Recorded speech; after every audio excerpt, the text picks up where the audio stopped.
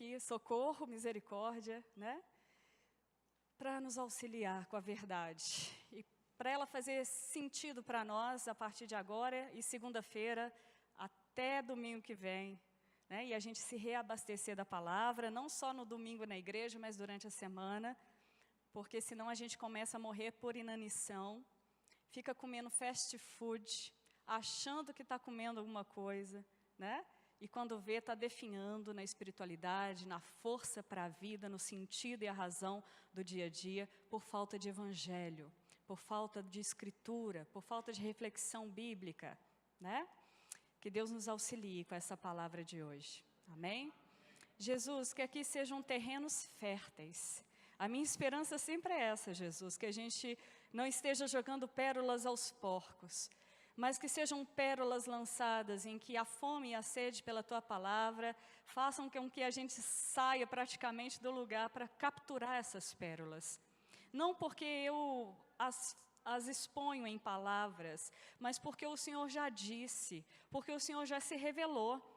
E aqui é só uma porta-voz, cheia de ruídos e barulhos, mas que a Tua palavra consiga sobressair os meus ruídos, a minha subjetividade, quem eu sou, que tem tanta coisa ainda para melhorar, para ser transformada, Jesus. Mas a Tua palavra está acima da minha, e ela é que faz, de fato, a transformação no coração de cada um aqui.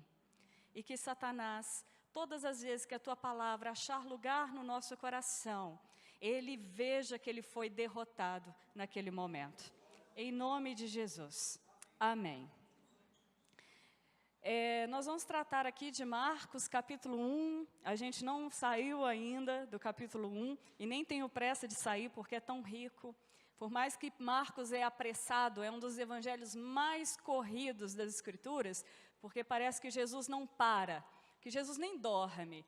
E esse capítulo 1 aqui, a partir do que eu vou ler hoje, é praticamente 24 horas de ação de Jesus. De manhã ele vai para a sinagoga, da sinagoga ele sai à tarde e vai para a casa da sogra de Pedro. Da casa da sogra de Pedro, à noite, ele vai receber a multidão na porta da casa onde ele está. E no outro dia de manhã ele vai sair de novo para peregrinar, para pregar o evangelho, a boa notícia. E a gente cansa, na hora que a gente lê, fala assim, Jesus, vamos dormir um pouquinho, vamos descansar, né? Eu já falei isso com vocês aqui. Mas essa sensação de urgência desse dia que a gente vai ler a partir de agora, que começa num sábado pela manhã, é uma tentativa do evangelista de dizer, olha, Deus está cercando o tempo, Ele está cobrindo 24 horas com a sua ação. Isso aqui para um judeu ou para um cristão que tivesse sido ensinado na época, ele ia ter essa sensação de um Deus que está dominando tudo e está chegando para valer. Né? A sensação de presença constante e um trabalho assíduo de Jesus na sua tarefa de anunciar as boas novas. Claro que Jesus tinha uns momentos de descanso, tá, gente? Isso aqui não é ativismo religioso, não. Tinha uns momentos de contemplação, meditação, oração no monte. Tinha dia que ele fugia da multidão, porque essa multidão pentelhava Jesus ao máximo, né, do seu estado físico, né, como pessoa. Então ele tinha que escapar. Então, a gente começa aqui no sábado pela manhã, no capítulo 1, verso 21, tá? A cura de um endemoniado em Cafarnaum. Talvez a gente vai repensar alguns aspectos da batalha espiritual a partir desse texto, né? Biblicamente falando, biblicamente apontado. Eles entraram em Cafarnaum, e chegando o sábado, Jesus foi na sinagoga e começou a ensinar. E todos se maravilharam com o seu ensino, porque os ensinava como quem tem autoridade, e não como os escribas. Havia na sinagoga um homem possesso de um espírito impuro, que gritou, que temos nós contigo, Jesus Nazareno? Vieste para nos destruir? Sem quem tu és, o Santo de Deus. Mas Jesus o repreendeu, dizendo, cala-te e sai dele. Então, o espírito impuro agitou o homem, causando-lhe convulsões, e saiu gritando dele. E todos ficaram maravilhados, a ponto de perguntarem entre si: o que é isso? Um novo ensino com autoridade? Ele ordena os espíritos imundos e eles lhe obedecem. E logo a sua fama se espalhou por toda a região da Galileia. A gente vai ler até aqui, porque a ênfase aqui da libertação como sinal do reino de Deus, que o reino de Deus está próximo. E como o reino de Deus se aproxima antecipadamente com grandes sinais. Mas esses sinais nunca são um fim em si mesmo. A cura, a libertação, nunca é para a pessoa dizer: olha como eu queria essa cura e como essa cura me fez bem. Obrigado, Jesus. Até mais. Muito obrigado por ter restaurado minha saúde. As ações de milagres de Jesus são simplesmente setas que apontam para algo muito maior do que a cura em si. Geralmente, todas as pessoas que Jesus curava, ele dizia: levanta-te e anda, pode ir embora, né? Mas estão perdoados os vossos pecados, né? Em alguns textos, principalmente de Mateus e Lucas, essa ênfase é muito grande. Aqui Marcos, ele não se atém ao detalhe, como Lucas tem uma necessidade de contar mais os fatos. Aqui, na verdade, a gente vai ver uma manifestação de resistência do reino de Satanás ao anúncio e prenúncio dos sinais do reino que Jesus vem trazendo.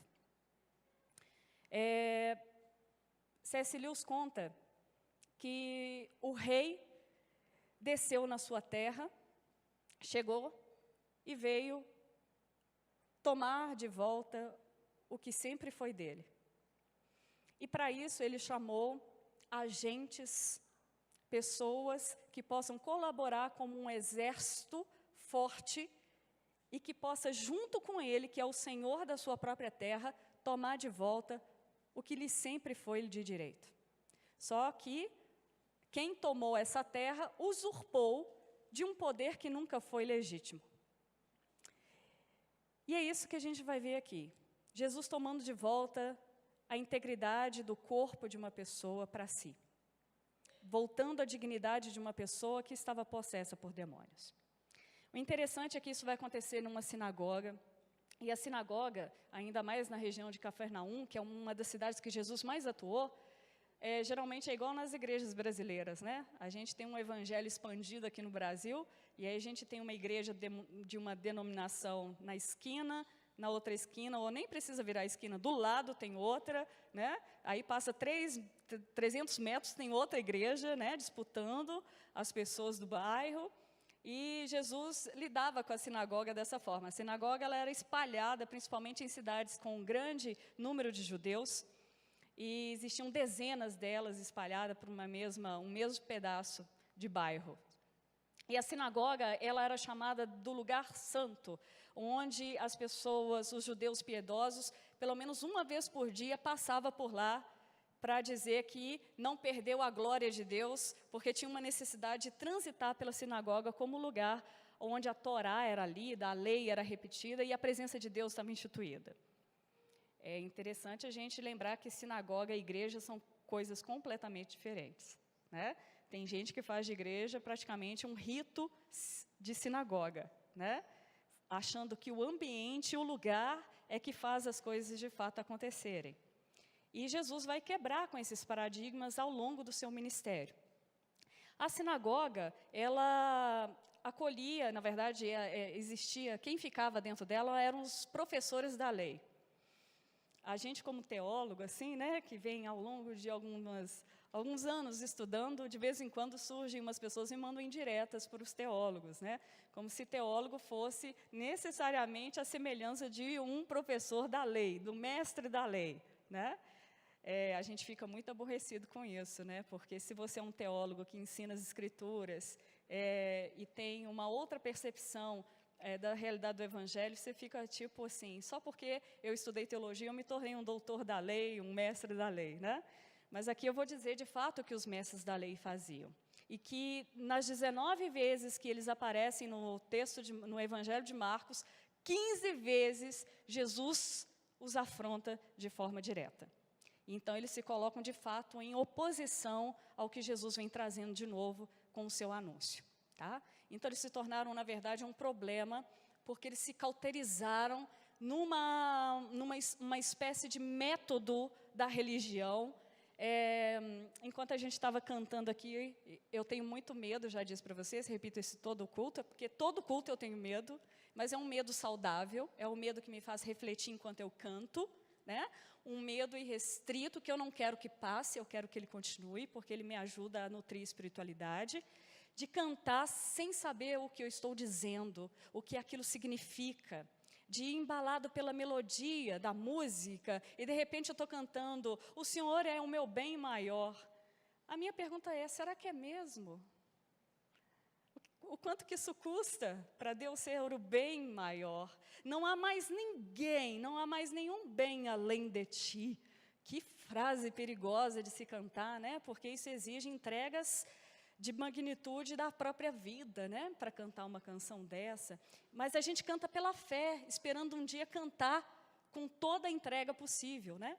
Mas a minha esperança é que 0,01 do que eu cantei hoje, no próximo momento que eu cantar essa música de novo, 0,02 já esteja mais entregue em relação ao que a música me convida a entregar e a confiar. Né? Porque 100% a gente não canta esse negócio, não. Senão vira hipocrisia. E o problema da religião é essa. Ela tira a capacidade de reflexão, de se auto-perceber diante da esfera e do que foi criado em torno de você. Então, o fato das pessoas acharem que, ao vir ao templo, ao cantar uma música e sentir um arrepio, né, elas já cumpriram o ritual, que Deus já percebeu que ela está ali, aí ela canta, olha para mim, com muita intensidade, né? Eu tinha uns alunos do CTMDT, assim, bem engraçados, assim, porque eles eram muito intensos, né? E aí eu falei, poxa vida, se eu for medir a espiritualidade pela intensidade com que cantou essa canção, pode ser arrebatado agora, né? Mas na hora das conversas, daquelas conversas pós-aula, onde há a proximidade da vida, os bate-papos da realidade, onde o pé está no chão, né? Vinham questões assim, professora, eu não sei se Deus me ama, né? Eu não sei quem é Deus, fala-se de um Deus Pai, mas eu não tenho essa relação com Deus, eu não sei o que é graça, e aí as coisas de fato, a verdade começava a vir à tona. A religião, ela faz uma crosta na gente e torna a gente insensível diante dos ritos. Então, a gente canta sem perceber, a gente recita versículos e ora o Pai Nosso sem ter noção do que a gente está falando.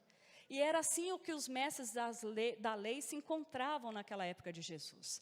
Eles chegavam todos ornamentados, com uma vestimenta típica do que a lei exigia para eles. Então, a imagem era de um repleto conhecimento, quase uma altivez por ser aquele que guarda a lei de Moisés.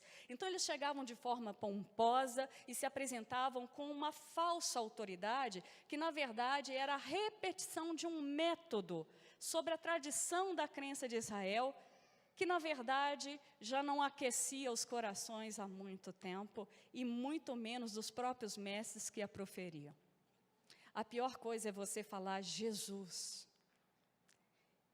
Né? No nosso caso, como cristão, e fazendo paralelo aos mestres da lei, isso não derreter a geleira do seu coração. Porque o nome de Jesus é muito poderoso, ele ressuscita mortos. Ainda mais descongelar corações endurecidos. O problema da religião é que se fala Deus, mas aquilo não move mais a existência. Isso não traz mais movimento de esperança, de vida, de continuidade. Simplesmente se repete porque é necessário repetir. Isso se perde o sentido. E é esse o estágio que os mestres da lei estão vivendo. A teologia deles, o grande discurso sobre Deus, é como se fosse um jardim. Vocês já viram aquele jardim de gente mais preguiçosa, né? Eu já tive um jardim desse que eu falo que porque eu tinha preguiça. Mas tem gente que acha bonito, né? Não que seja preguiça. Mas você chega e fala assim, é de verdade, né? Porque a folha está verdinha, as flores estão brilhando de longe, tem até umas purpurinas em cima dela, né? Aí você fala assim, é de verdade aquilo ali, porque está bonito demais. está mais do que natural. O jardim desses teólogos, no sentido de conhecimento e de teologia, era um jardim de flores artificiais. Elas pareciam vivas, brilhantes, mas quando você tocava, você via que não tinha vida, que era artificial. A religião tem essa capacidade de encrostar e sugar a própria vida que o discurso tenta carregar. Nesse momento, Jesus, então, ele pede a palavra para o mestre da lei, lá, no sábado, que era o dia de culto a Deus, né? Então era o cumprimento do sabá. Jesus pede para fazer uma explanação. Na sinagoga, qualquer homem que chegasse nesse momento cultico poderia se levantar e se propor a refletir sobre a lei. Então tinha a leitura da Torá, da lei de Deuteronômio, e aí a pessoa se levantava e fala, olha, eu gostaria de dizer algumas coisas sobre isso. E Jesus começou a dizer sobre quem era possivelmente a sua pessoa. Porque Lucas vai deixar isso mais claro, um evangelho mais detalhado. E aí começa uma confusão. Porque Jesus tem uma liberdade para dizer de Deus que traz uma intimidade que o judaísmo, a religião, já não permitia há muito tempo tal proximidade. A religião colocava Deus sentado no alto e sublime trono, com as suas vestes longas, como as visões de Isaías, o Deus Yahvé, o Salvador, o Libertador. Mas isso de uma forma muito distante, de um Deus que senta no trono e governa, todo o domínio da terra está sob suas mãos. Aparentemente não parece nenhum problema pensar que Deus é esse Todo-Poderoso, porque Ele de fato é. Mas se esqueceram que esse Deus, que é o Todo-Poderoso, se faz presente com os humildes, com os quebrantados de coração, com os contritos de alma. E que Deus tem prazer de estender a sua misericórdia, justamente para aqueles que não têm mérito em algum para ter a sua atenção. O problema da religião é que ela esquece daquilo que é essencial e coloca no lugar prioritário aquilo que deveria ser secundário, terciário. Aí ela troca de lugar. E aí Jesus vem dizer que Deus se aproximou, que toda a promessa que eles recitavam todos os sábados pela manhã estava se cumprindo na pessoa dele e que Deus veio, não mais mandou recado por meio de profetas. É como se Jesus falasse aqui, olha, Deus não tem mais mensageiros. Deus veio pessoalmente dizer sobre si mesmo, aqui e agora. Imagina isso para uma comunidade de judeus que estava recitando as promessas dadas a Moisés e aos profetas, e chega um indivíduo que não se vestia à altura de ser um rabi reconhecido formalmente por Israel, que anda com gente da pior estirpe, porque certamente o pessoal já ficou sabendo que Jesus andava com um povo meio esquisito, que não tinha nada de santo, que andava com beberrões, comilões, prostitutas, todas as pessoas socialmente segregadas, e essa fama já não ajudava muito Jesus, e Jesus ainda se atreve na sinagoga a dizer que Deus está presente com eles, de tal forma que nenhum mensageiro mais é necessitado em ser enviado, que Ele mesmo está presente para dizer sobre si mesmo. Essa é a grande promessa. De manhã, nos estudos de Lucas, eu contei várias vezes aqui, se Moisés, Isaías, Jeremias, Abacuque, Sofonias, todo mundo estivesse aqui sentado, e Jesus se apresentasse a primeira vez para eles, eles iam dizer, Isaías, sabe aquele que você esperava um dia vir? A Isaías, sim, o grande rei, que vai vir da raiz de Davi, nós esperamos ele, Senhor. Abacuque, sabe aquele que vai cumprir a promessa de redenção de Israel, de toda esperança sobre a terra? Ah, sim, aquele que há de vir. Pois é, falei sobre ele também. E Jesus ia arguir todos os profetas. Aí Jesus ia falar assim, pois é, infelizmente nenhum desses vai vir. O rei, o mensageiro, o último profeta. Senhor, como não? Nós profetizamos sobre a vinda dele, ele tem que vir. Aí Jesus vai falar assim, Deus é que vai vir. o espanto que eles iam ter, porque é isso que as Escrituras estão dizendo, que se eles soubessem o que de fato aconteceu e que nós conhecemos, que nos foi revelado pelos apóstolos, eles entrariam em estado de êxtase durante toda a vida. Porque a notícia é: Deus chegou, Deus veio e Ele está entre nós. Gente, essa é a notícia que o Antigo Testamento, por mais que aponta, não tinha ciência da grandeza que ela significava. Não é mais um profeta, não é um rei que vai vir da linhagem de Davi. É Deus conosco. Gente, eles entrariam em estado de pânico. Porque Isaías mesmo vai dizer: olha, eu quase aproximei do perfil do que o Senhor é, mas eu jamais entendi que seria Deus vindo, pisando aqui na história para nos redimir. Porque a promessa para Israel nunca foi da vinda de Deus, exatamente. Era sempre a vinda do Messias, e Messias poderia ser qualquer um dos reis de Israel.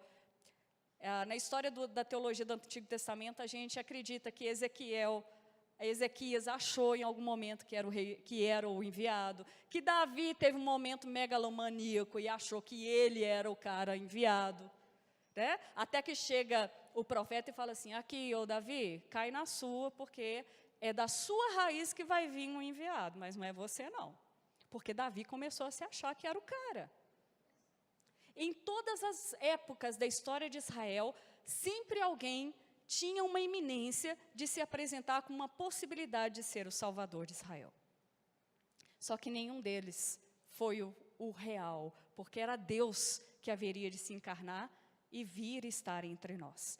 Gente, imagina na sinagoga, sábado de manhã, o povo recitando as promessas do Antigo Testamento, esperando aquele que vem. E de repente me chega um nazareno, porque não pode vir nada de bom de Nazaré, não é mesmo? Diz Filipe. Né? Filipe mesmo foi, né? Que fala assim: pode vir alguma coisa boa de lá? Né? Filho de carpinteiro, não tem nenhum pedigree que deixe claro de que o cara é de uma realeza, por mais que José vinha da descendência de Davi. Mas essa esperança messiânica só alguns grupos guardavam. Imagina esse homem, sábado de manhã, dizendo: eu sou. Por isso que o que Jesus começa a anunciar é dizer: gente, eu cheguei de uma vez por todas para pôr ordem em toda a criação. Gente, se tinha uma música que só Jesus poderia cantar, os músicos me perdoem, tá bom? Mas é porque eu dou aula para músico, lá no CTM vem músico do Brasil inteiro. Eu adoro esse público, eu adoro esse perfil, né? E aí, a única música que Jesus poderia cantar é: me dá, aí tinha que ser com autoridade, não podia ser clamando não, porque a gente faz essa música com clamor. Me dá tudo de volta o que é meu. Restitui tudo que é meu, né? Traz tudo de volta o que é meu. Porque Jesus é o único que tem legalmente o direito de reivindicar aquilo que já é dele e foi usurpado, né, por Satanás, pelo mal no mundo, como se fosse deles. É a única canção que, por direito, Jesus é quem poderia cantar. A gente não tem direito nenhum de reivindicar nada, porque tudo é graça, desde o fôlego, desde a possibilidade da vida, desde os complementos dos bens materiais, da saúde, tudo é dádiva. Mas a gente cismou que é direito. A gente cismou que é mérito, porque é meu. Igual o meu menino de 2 anos, que pega as coisas e fala que é dele. Eu falei: gente, olha só de onde que saiu um trem desse, né? Eu comprei com meu dinheiro, trabalhei, né, o mês todo, mas é dele. Tem canções, gente, que são quase infantis, no nível de espiritualidade que deixa os cristãos em um nível infantil na relação com Deus. Como se a gente tivesse algum direito de reivindicar alguma coisa. Mas Jesus poderia dizer: traz de volta o que é meu, porque é meu, por direito. Por direito eterno.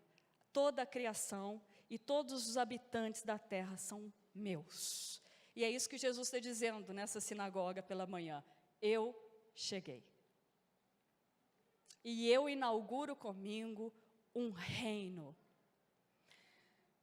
Jesus, a vinda de Deus na pessoa de Jesus, é a instituição do domínio de Deus de volta, tomando tudo de volta para Ele. Quando Ele institui o domínio na sua encarnação e legitima o domínio na cruz, gente, olha onde que Ele vai legitimar domínio. Morrendo como um pecador. Deus parece que tem alguns parâmetros e algumas questões que não bate com a lógica da nossa cabeça.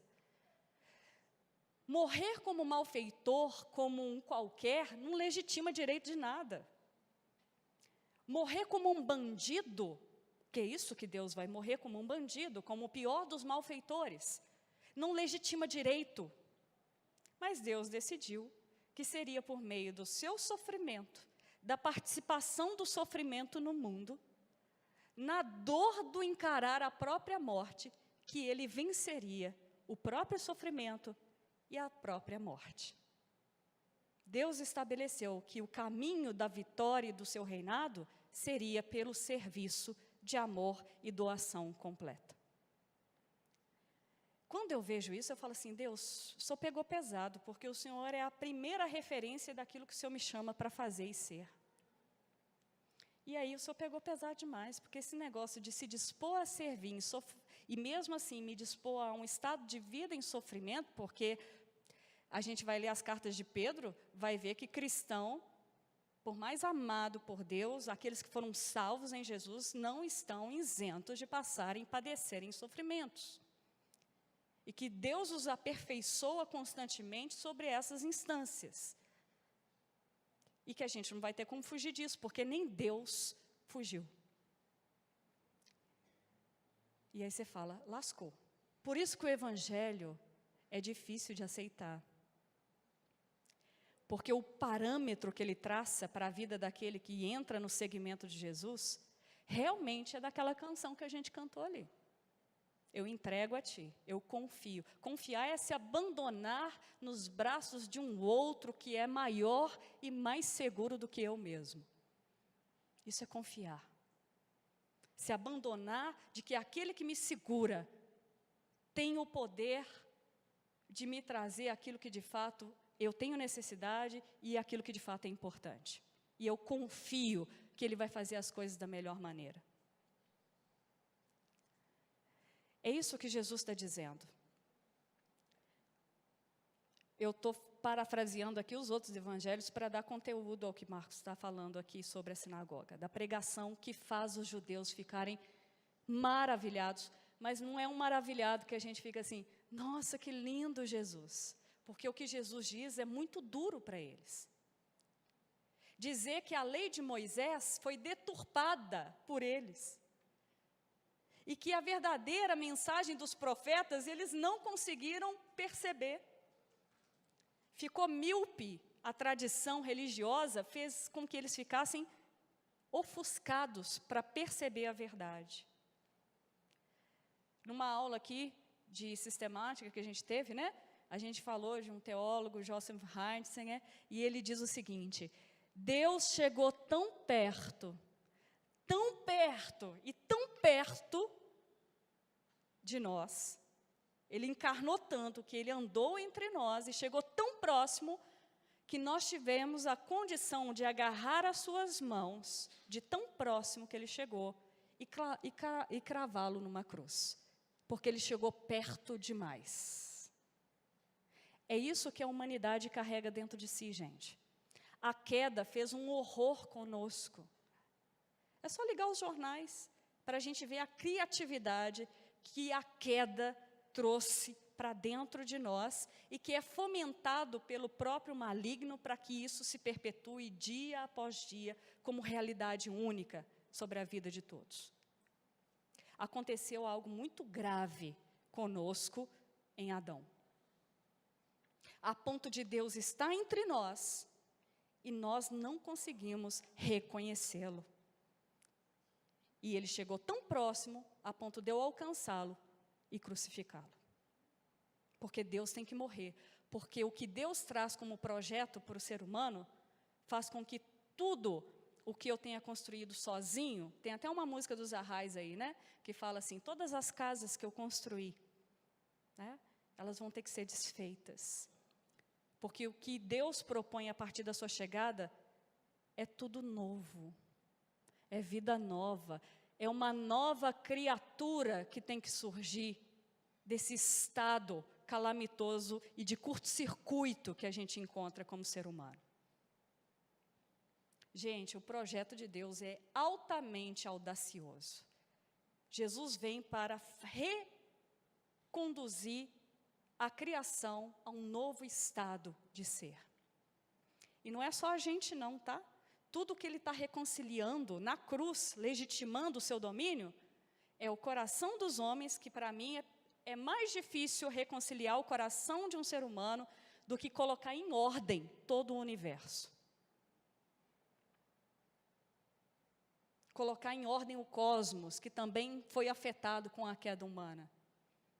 Naquela cruz, Deus está restabelecendo o seu domínio irrestrito sobre tudo que lhe é direito, principalmente o coração dos homens. Nesse momento, o texto vai dizer que enquanto os judeus se maravilhavam e ficavam admirados com o novo ensino que Jesus trazia, porque ele não ensinava como os mestres da lei. Eu tive numa formatura, aí chegou um colega lá de longe falou assim, olha, eu tenho algo para te dizer. E contou uma crônica para mim. Aí eu falei, que legal. E eu gravei. Ele diz assim, que foi colocado 3 pessoas para recitar o Salmo 23.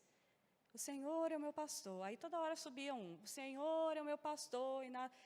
E foram, porque sabiam de forma integral. Até que chegou um senhor, que falou assim, eu posso recitar o Salmo?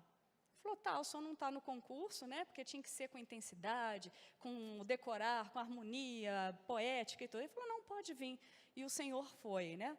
E aí ele falou, porque o Senhor é o meu pastor. E porque Ele é o meu pastor, eu tenho tudo que me é suficiente e não me falta nada. E aí esse senhor começou a falar como se conhecesse, de fato, o pastor que ele recitava no Salmo. É isso que Jesus não ensina como os escribas e doutores da lei. Porque ele fala de uma realidade, não só que ele conhece ou decorou, mas que ele próprio vivencia e apresenta.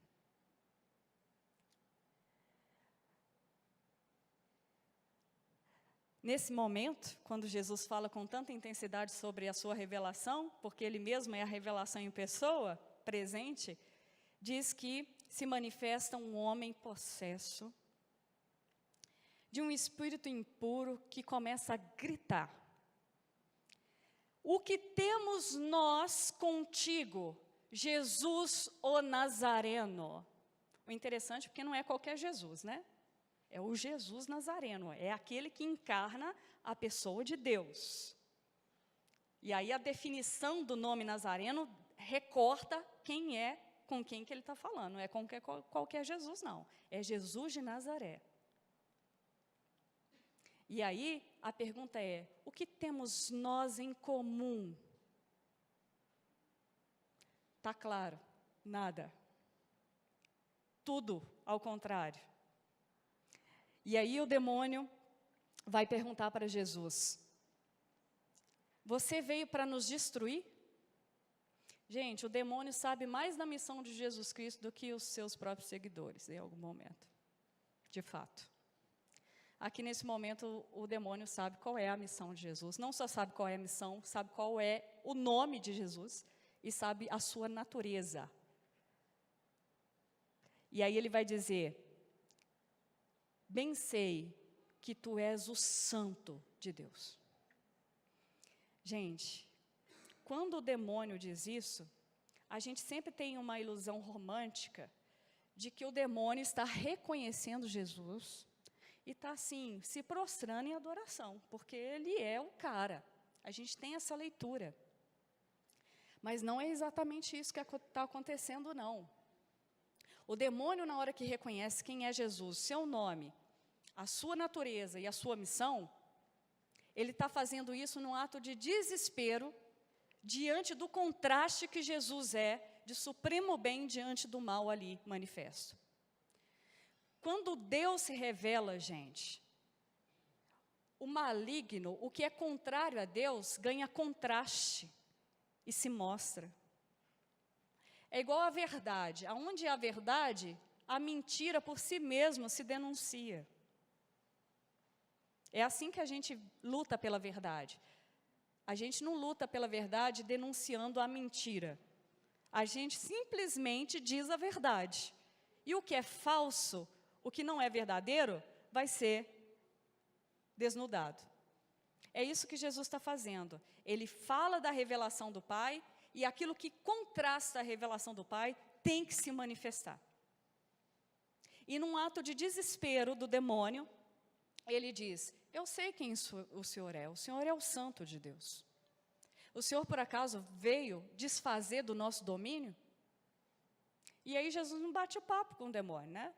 Jesus fala, cala-te, e o cala-te não é simplesmente para de falar.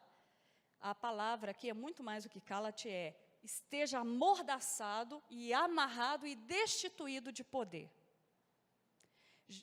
Por mais que o poder se expressa na fala, mas não é simplesmente um calar, eu te destituo de poder nesse momento, porque eu sou. O que o demônio está fazendo, gente, é tentando Jesus. É uma tentativa desesperada de provocar Jesus numa identidade que não provém de demônios, que não é as trevas que tem que dizer. Nos capítulos anteriores, a gente passou por essa parte. João Batista, na hora do batismo de Jesus, vem uma pomba do céu e posa lá, né, vem em direção a Jesus e diz: este é meu filho amado, a quem eu tenho ampla alegria. Jesus tinha acabado de receber a identidade do Pai. Ele é o Filho amado. Se tem alguma identidade que você tem que guardar sobre quem você é sobre o amor de Deus. Isso é que legitima quem você é. Se você é o diácono, se você é o pastor, Deus não está pouco se lixando com isso. A questão é se você tem consciência, se você é amado. Porque é aí que Satanás trabalha. Ele tenta desvirtuar a percepção daquele que recebeu a identidade do próprio Pai. E aí, numa atitude desesperada, ele diz: sei que tu és o Santo de Deus. Por quê? Porque a tentativa de tentação é fazer Jesus dizer: eu sou. Pela confissão das trevas e não do Pai. Se você aceita a confissão das trevas, mesmo sendo a verdade, ela não vem com o intuito de revelar a verdade. Ela vem com o intuito de te confundir e de te tentar a uma identidade que não é a original. Como que eu posso traduzir isso para vocês? Uma amiga me contou uma história de um processo de libertação de uma pessoa que foi levada para a sala lá no ministério, e de repente estava ela e a amiga orando e tentando com todos os métodos da batalha espiritual, que muitos de nós aprendemos, né? Tem uns que tiram até carteirinha e falam assim: eu sou quase um caça-fantasma, né? Tira assim a carteirinha, fala assim: ó, eu sou da equipe, né? Porque eu estou legitimado pelo curso para expulsar demônio. Primeiro, expulsar demônio é uma autoridade de todo crente. Não é um segmento, não é uma facção, né? O dos todos poderosos. Expulsar demônio é uma autoridade dada sobre todo aquele que crê na autoridade do nome de Jesus, né? Nesse momento, as duas estavam lá orando, fazendo todos os trejeitos da batalha, os sinais, taranã. E aí o demônio virou e falou assim: aqui, ela é mais forte que você. Olhando para as duas. Aí elas continuaram orando e fazendo espada de guerra, espada de fogo, e o demônio não saía. E estava cansando já, porque entra no estado físico enfadonho. E ele de novo, olhando com tranquilidade, dizendo: aqui, ela é mais forte que você, sabia? O que o demônio queria fazer? Colocar uma rivalidade de orgulho e soberba em uma das duas.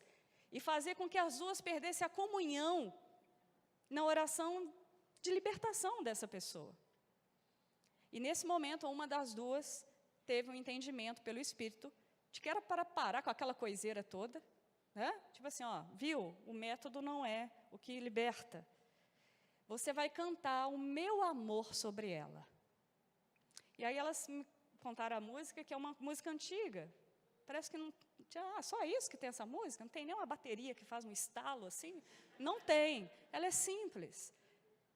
Teu amor por ela é mais doce que o mel, e a tua misericórdia... Não sei bom para cantar, nunca me chame, tá, Yara? É um desastre. Mas essa canção, o Espírito Santo pediu, cante o meu amor por ela. E a experiência que elas contam é que aquilo soou como uma bomba atômica. E aí o demônio até gritava de uma forma dramática, dizendo que é igual aqui esse texto, né? Eu estou derretendo, eu estou derretendo. E aí você fala, Jesus, como que é mesmo? Como que é? O que é que liberta? O que traz vida? O que é? O amor de Deus. E aí teve uma outra situação de uma pregadora, amiga, que chegou no acampamento de gente muito rica, e ela foi com uma das piores roupas, porque estava tudo sujo. E aí ela foi com as roupas mais esquisitas que ela tinha, porque era o que restava. E aí ela chegou no status social mais alto, e ela já viu desde o início as olhadas do pé à cabeça, né? Tipo assim, que trem é esse, né? Que veio ministrar.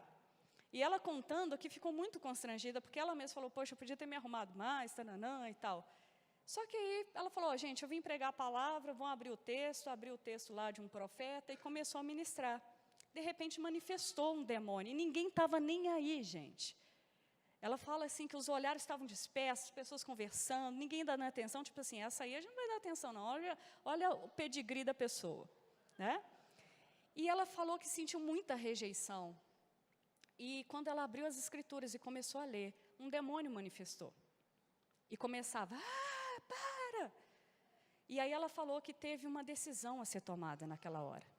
Porque ela podia fazer daquela manifestação um show girl, né? Um show de poder, para que legitimasse diante de todo o público dela a autoridade que ela carregava em nome de Jesus.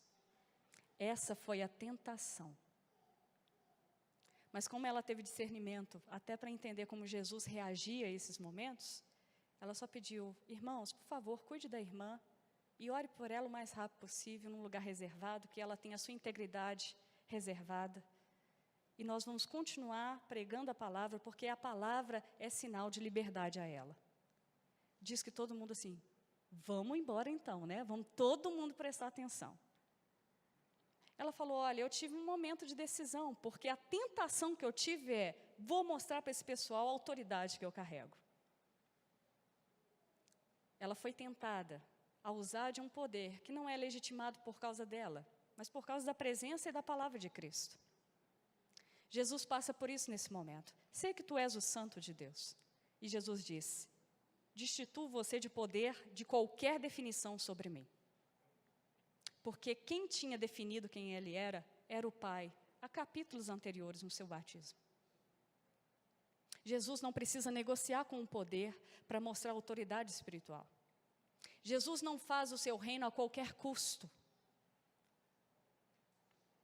Um dos sinais maravilhosos do reino, de apontamento, é como se, hoje eu estive pensando nesse texto, o reino de Deus é como se fosse o sol. E o sol, se ele aproximar da terra, traga tudo, né, gente? Consome tudo. O reino de Deus é o sol. O reino de Deus está vindo, e já está vindo desde que Deus chegou com seu domínio. E ele traz consigo o aparato do seu governo. Só que esse governo está se estabelecendo, mas não se estabeleceu por completo. Por quê? Falta ainda o tragar da morte para a entrada da vida eterna, porque ninguém aqui ainda tem a instância existencial de vida eterna. Vai todo mundo passar pelo cemitério do bairro. Todo mundo. Se não for do bairro, é da cidade natal. Né? Porque a morte, ela já foi vencida, mas ela vai ser tragada quando Jesus voltar de uma vez por todas. Então, nós já vivenciamos sinais do reino, de que o reino já chegou. Como o sol anuncia pela manhã com os seus raios de sol de que ele está. Então, com uma criança, você fala assim, ah lá o sol, como se a gente pudesse comportar o sol. A gente recebe os raios. O reino de Deus já se apontou para nós, trazendo sinais de restauração, não só do corpo das pessoas, que muitas são curadas, nem todas vão ser curadas. Por que eu digo isso? Eu tenho uma amiga com câncer, já estou terminando aqui, com 29 anos, e ela escreve coisas muito profundas sobre a existência e sobre Deus. E outro dia ela postou lá uma reflexão, uma pessoa compartilhou e mandou um recado para ela. Falou, olha, eu posso até orar por você para que Jesus te cure na enfermidade. Mas quer saber de uma coisa? Você já é uma pessoa curada. Porque o seu ser é liberto para Deus. Isso é cura. Só que a gente restringe a cura a um órgão, a qualquer coisa orgânica. A cura que traz o reino de Deus são variáveis. Curas de estigmas, de percepção de si mesmo. Né? Quer ver uma pessoa restaurada e trazida de volta à vida sobre a sua identidade? É uma libertação do reino de Deus. Que Deus traz com as mulheres que Ele vai curando pelo caminho, mulheres estigmatizadas, homens leprosos que não podiam nem sequer se aproximar da cidade, e Jesus os traz de volta para a vida social, para a vida comunitária, e os devolve como um sinal de cura, não só orgânica, mas também social, como dignidade da pessoa. O reino traz vários e multiformes apontamentos. O problema é que se a gente definir o reino simplesmente pelos sinais, vou fechar aqui, a gente vai começar a ser enganado pelos falsos mestres. Porque Jesus diz que nos últimos tempos se levantariam falsos mestres que operariam sinais e maravilhas. As trevas usarão pessoas do meio da religião para enganar muitos, porque esses são só atraídos pelos sinais e não procuram de fato aquilo que o sinal está apontando, que é muito maior do que o fenômeno, porque envolve a salvação, o fundamento da existência. E que essas pessoas vão se usurpar simplesmente dos sinais e aprisionar as pessoas para que elas acreditem neles por causa dos seus milagres. Isso é muito sério. Por isso que quem vê o sinal do reino vai atrás para onde a seta está apontando. Que é para o reino de Deus, que é muito maior do que o apontamento. O sol é muito maior do que o raio que encosta na sua pele. Se a gente conseguir achar o que é o sol, os sinais são simplesmente complementos de uma vida que Deus se faz presente no cotidiano, nos dando força. Porque Lázaro foi ressuscitado, mas Lázaro teve que morrer de novo. Mas o sol está dizendo, a morte vai ser tragada pela vitória. Nós vamos ressuscitar naquele grande dia, é algo muito maior. Eu quero terminar aqui, apontando para vocês que foram às vezes ensinados em batalha espiritual, que travam métodos de batalhas cósmicas, né?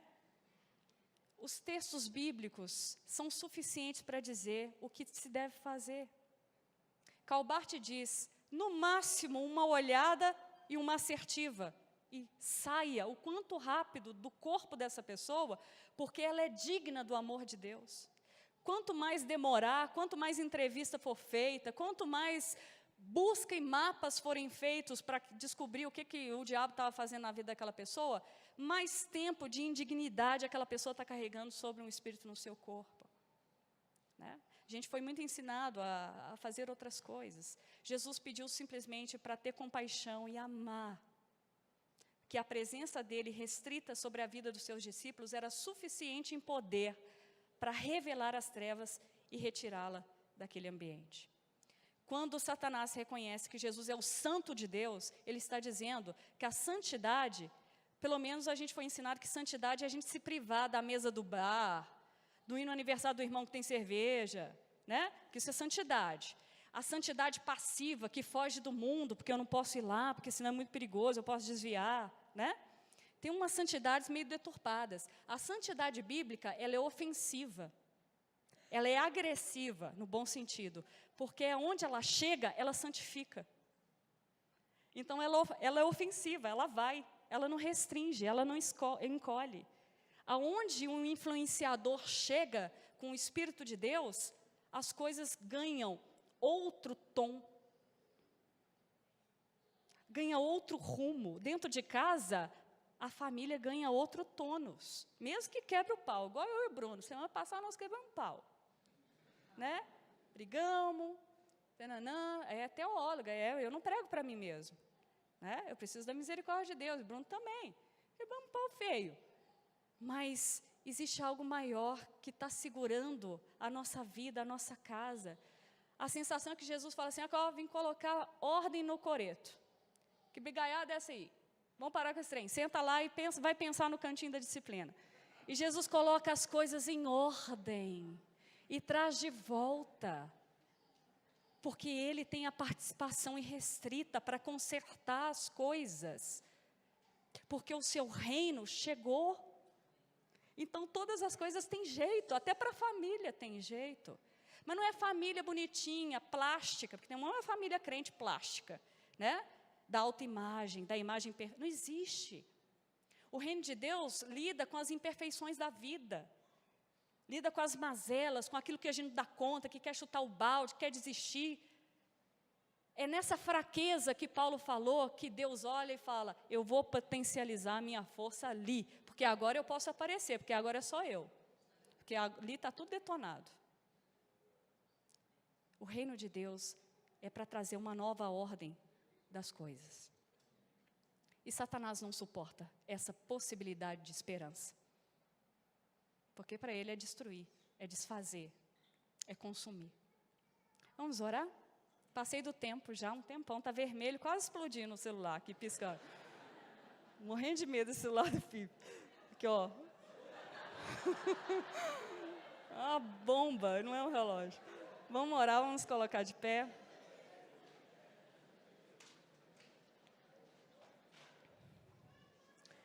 Jesus Cristo, o milagre real que aponta para o reino de Deus só é possível onde o Senhor se faz presente. O critério para a verdade das coisas, para o conserto, a transformação, a libertação, a cura, é a tua presença. Aonde o Senhor estiver, temos certeza de que as coisas são colocadas no eixo de novo. O Senhor nos acolhe com tanto amor, Jesus, que é constrangedor. O teu acolhimento, Deus, não nos deixe ter a cara de pau de achar que isso é algo meritório, porque nós não temos condições de receber tanto acolhimento que o Senhor insiste conosco. Obrigada, Jesus, continue nos acolhendo, porque senão o negócio fica muito difícil. A gente descamba de vez. Obrigada, Jesus, pela possibilidade da esperança trazida pela Tua Palavra. Que ela crie fortalezas de defesa contra o maligno, de defesa contra nós mesmos, que gostamos de nos autodestruir. Mas que essa palavra, Pai, se erga em nós, trazendo nutrição, trazendo movimento de vida, renovação de esperança. E que os sinais nos acompanhem, como forma de glorificar o Teu nome. Em nome de Jesus Cristo de Nazaré. Amém. Seja o Senhor.